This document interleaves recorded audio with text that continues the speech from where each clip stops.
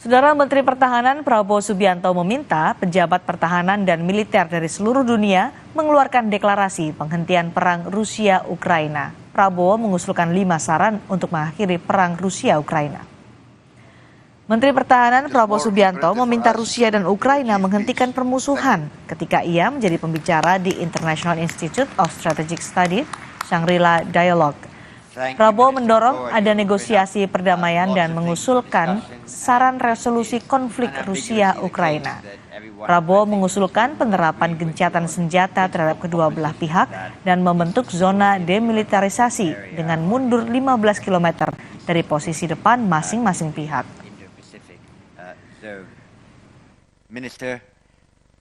Therefore, I would like to take this opportunity to urge, to recommend with utmost urgency for our brothers in Ukraine and in Russia to come as soon as possible to a cessation of hostilities.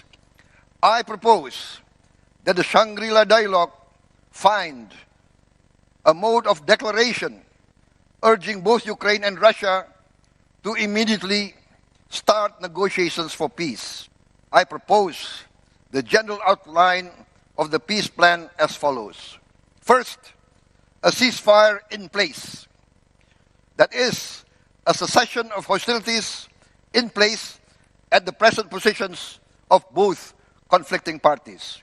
2, withdrawal 15 kilometers each from their forward positions to a new demilitarized zone.